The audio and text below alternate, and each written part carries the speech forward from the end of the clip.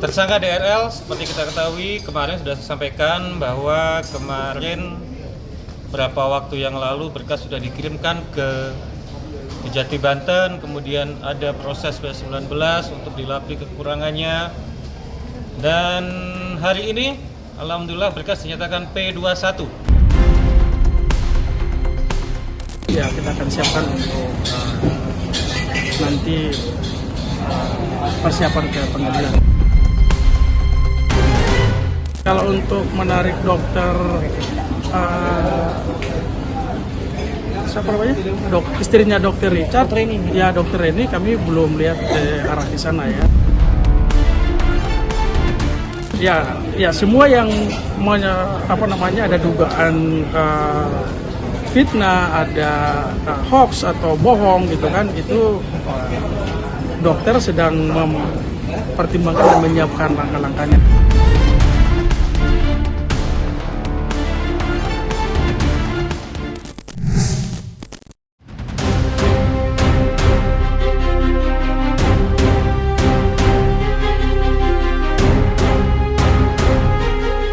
Kasus dugaan pelanggaran perlindungan konsumen yang menyeret nama Richard Lee kini perlahan memasuki tahap baru yang semakin menegangkan. Setelah cukup lama bergulir dan melewati berbagai proses pemeriksaan, laporan yang dilayangkan Doktif atau Dr. Samira akhirnya menunjukkan perkembangan penting. Perkara ini diketahui telah dinyatakan lengkap atau P21 oleh pihak Kejaksaan Tinggi Banten. Informasi tersebut pun sudah diterima oleh Polda Metro Jaya, yang berarti proses hukum terhadap Richard Lee kini tinggal menunggu tahap selanjutnya sebelum resmi disidangkan. Dengan status berkas yang sudah lengkap, penyidik dikabarkan tengah mempersiapkan pelimpahan barang bukti beserta tersangka ke pihak Kejati Banten. Selain itu, proses pemindahan penahanan Richard juga disebut menjadi bagian dari tahapan yang kini sedang direncanakan. Perkembangan terbaru ini langsung membuat publik kembali ramai membicarakan kasus yang sejak awal memang penuh sorotan tersebut. Apalagi perseteruan antara Doktif dan Richard Lee sebelumnya sempat memicu perdebatan panjang di media sosial hingga menyita perhatian banyak pihak. Kini setelah kasus memasuki fase yang lebih serius, banyak orang mulai menantikan bagaimana nasib Richard Lee saat perkara ini nantinya benar-benar bergulir di ruang persidangan. Lantas seperti apa kesiapan pihak Dr. Richard jelang sidang perdana nantinya? Adakah strategi khusus yang disiapkan jelang momen krusial tersebut? Tersangka DRL seperti kita ketahui kemarin sudah saya sampaikan bahwa kemarin beberapa waktu yang lalu berkas sudah dikirimkan ke Kejati Banten, kemudian ada proses B19 untuk dilapisi kekurangannya, dan hari ini alhamdulillah berkas dinyatakan P21. Jadi hari ini berkas tersangka DRL dinyatakan P21 oleh Kejati Banten. Di proses selanjutnya kami sedang menunggu jadwal kapan akan dilaksanakan proses tahap 2, yaitu penyerahan barang bukti dan tersangka ke kejaksaan untuk kemudian dilakukan proses penuntutan.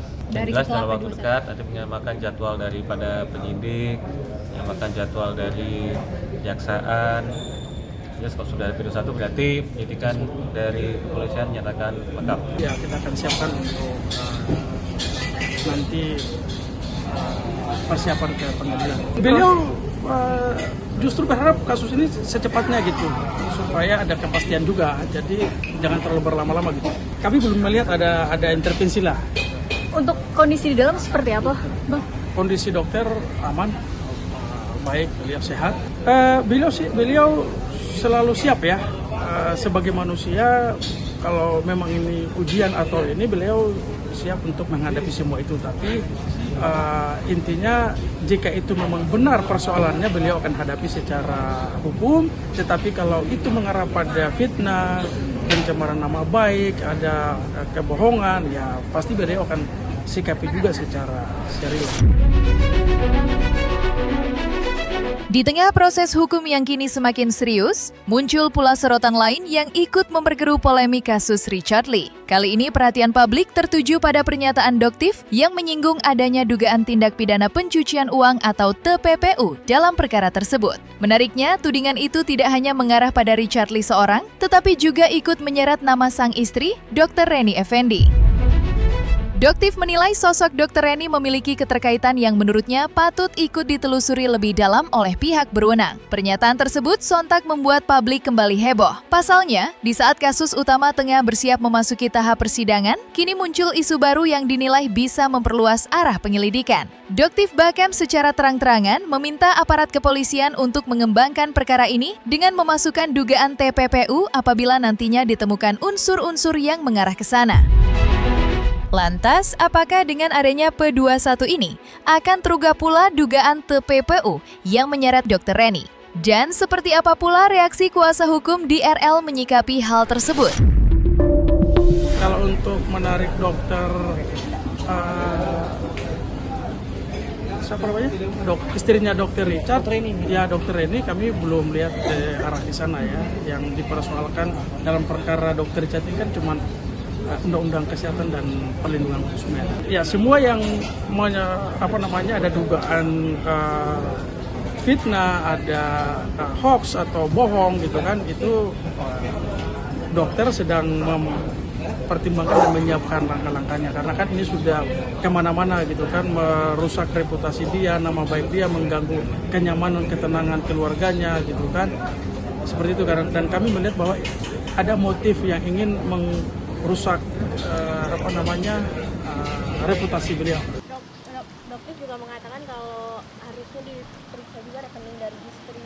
Betul, jadi memang istrinya ini diduga menerima aliran dana dari dugaan penipuan yang dilakukan oleh saudara tersangka DRL ya. Jadi juga seharusnya pihak penyidik bisa menyertakan pasal TPPU dan pasal 55 turut serta ya, karena memang lucunya nih guys, jadi gini. Sebelum naik sidik, sebelum kasus ini berkembang, semua penjualan produk-produk DNA salmon, white tomato, stem cell, atau yang di kliniknya itu masuk ke rekening DRE, istri dari DRL, ya masuk. Nah, setelah menjadi naik sidik dan besar kasusnya, rekening ini dirubah menjadi rekening CV. Ya, jadi di situ diduga emang ada upaya untuk menyembunyikan. Ya, jadi di situ sebenarnya TPPU-nya udah kelihatan lebih jelas sih sebenarnya. Betul, sudah mulai terkuak, betul. Dan insya Allah juga dalam waktu dekat DRE juga akan ditetapkan menjadi tersangka. Yang perlu ditekankan juga, pelaporan kepada DRL itu bukan hanya satu orang. Ya, jadi di sini dokter tidak hanya melaporkan satu orang DRL, tetapi DRL dan gerombolannya. Jadi siapapun yang berperan serta dalam menipu masyarakat, dugaannya Doktif mengambil ratusan miliar uang masyarakat, wajib untuk diperiksa.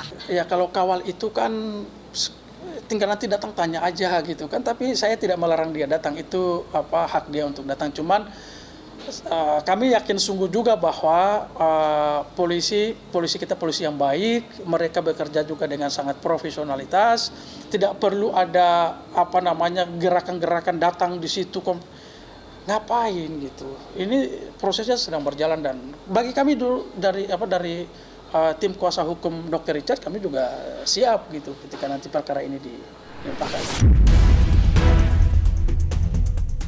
Sementara itu, di tengah panasnya polemik yang terus berkembang, kubu Richard Lee tampaknya mulai menyiapkan langkah balasan. Mereka terlihat tak ingin terus berada di posisi terpojok tanpa memberikan respons terhadap berbagai tudingan yang belakangan ramai beredar di publik. Didampingi kuasa hukum barunya, Abdul Haji Talauhu, pihak Richard kini mulai menyusun strategi hukum secara lebih serius.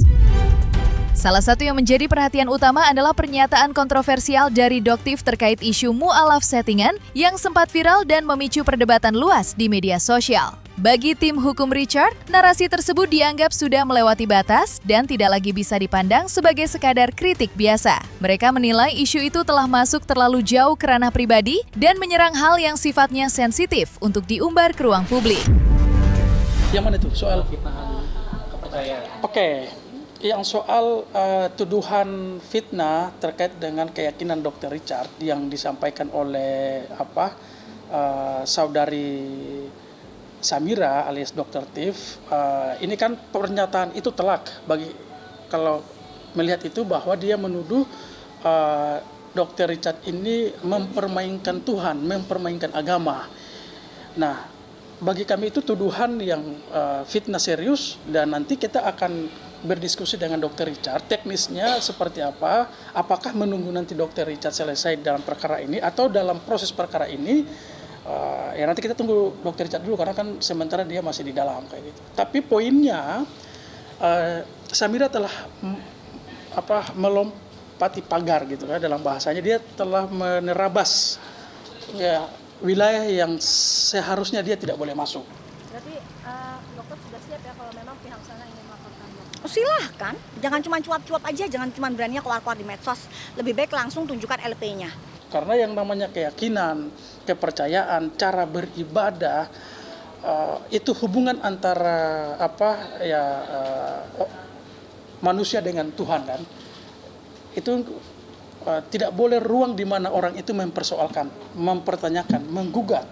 Itu tidak boleh karena itu wilayah privat. Kalau kami kaji dari sisi konstruksi hukum dan pengenaan pasal itu sudah telak pencemaran nama baik, tuduhan fitnah itu diatur di kalau nggak salah di Undang-Undang Nomor 1 Tahun 2023 KUHP yang baru itu pasal 334 kalau saya nggak lupa ya, dan pasal 335 kalau nggak salah. Junto di pemberatannya itu ada, itu di Junto 441. Pemberatan itu jika tuduhan yang dilontarkan kepada barang siapa menuduhkan sesuatu yang bisa dibuktikan kebalikannya. Jadi Samira menuduh klien kami, Dr. Richard, bahwa dia mu'alaf itu belum pernah menjadi mu'alaf. Dan ketika Dr. Richard membuktikan bahwa sampai saat ini saya adalah Muslim, berarti itu sudah terpenuhi unsur pasal itu 441 tadi. Itu pemberatannya di situ. Kalau nggak salah ancaman pidananya itu kayaknya di atas 2 tahun atau 3 tahun kan. Di tengah memanasnya situasi dan munculnya serangan balik dari kubu Richard Lee, Doktif ternyata sama sekali tidak menunjukkan tanda-tanda akan mundur. Bukannya melunak, dokter yang identik dengan topeng di wajahnya itu justru terlihat semakin yakin dengan langkah yang selama ini ia perjuangkan. Doktif menegaskan bahwa dirinya tetap konsisten membongkar berbagai hal yang menurutnya berkaitan dengan perlindungan konsumen. Ia merasa perjuangannya bukan semata persoalan pribadi, melainkan demi orang-orang yang dianggap menjadi korban dan membutuhkan kejelasan dalam kasus ini. Tak berhenti sampai di situ, Doktif juga kembali menyoroti laporan dugaan pencemaran nama baik yang sebelumnya telah ia layangkan terhadap Richard Lee.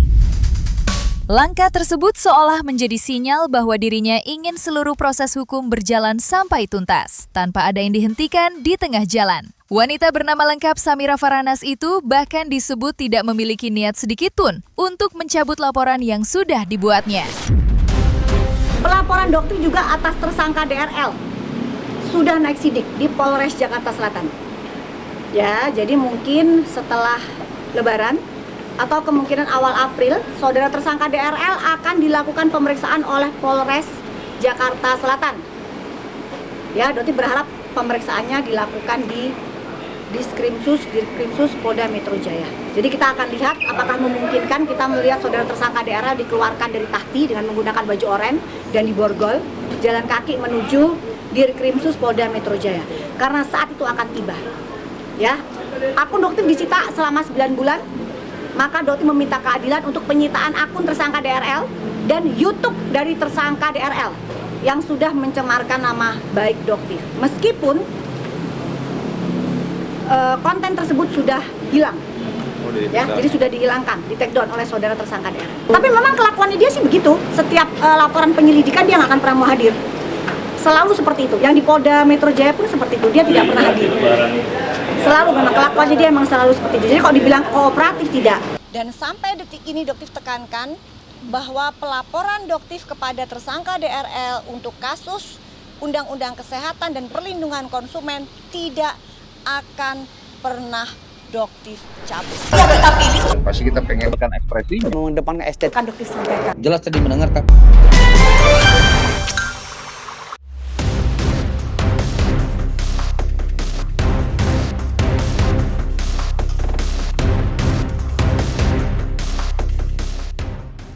Nah, selesai sudah Cumi Lovers. Dan jangan lupa untuk like, subscribe, dan juga share channel YouTube Cumi Cumi.